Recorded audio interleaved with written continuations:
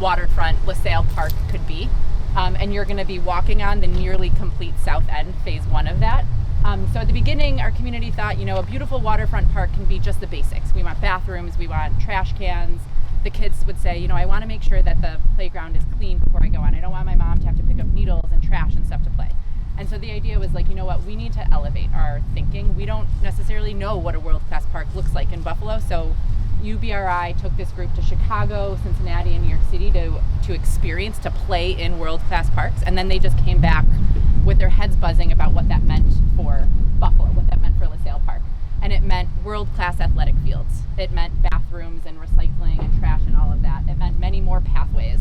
And as they really got down to what that meant for this area, they said what it actually means is access. That this is a park that, while beloved by our community, wherever you grew up in Buffalo, this is a park you saw the sunsets, you had barbecues, you swam in the pool, you played soccer, but it was a hard park to get to, especially for our Lower West Side community.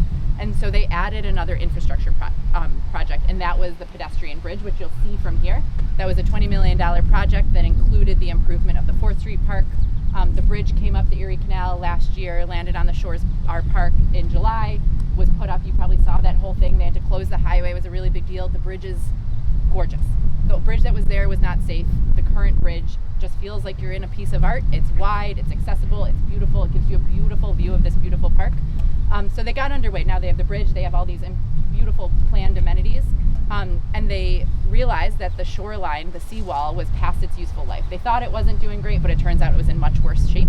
So Waterkeeper's been involved since before this Imagine LaSalle was even a project, to think about what this shoreline could be for our community, what an improved shoreline could do, not just for quality of our life, but quality of life in the Great Lakes, economic impact in the community.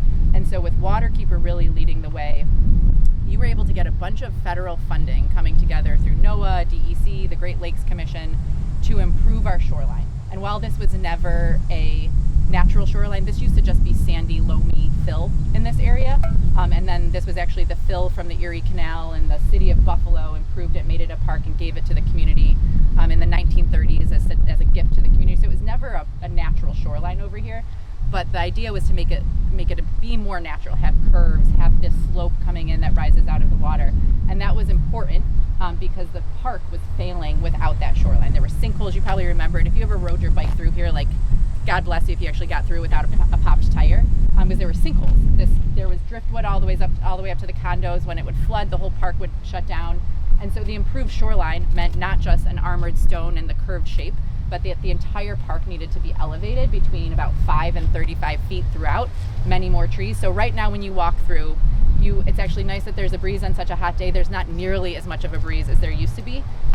You'll walk through, you'll see at different points, you can see down into the water. You used to be standing right up to the water, and we'll go and look at what that shoreline looks like. So right now, the headline here is, this is the south end. This is phase 1 of the project. The main focus here was the shoreline and the biohabitat regeneration, which you'll see at the inlet. This part is nearly complete. You can see we need a little bit of grass to grow, and then we'll ideally be able to open to this to the public in the next year and a half or so. All right, let's get down.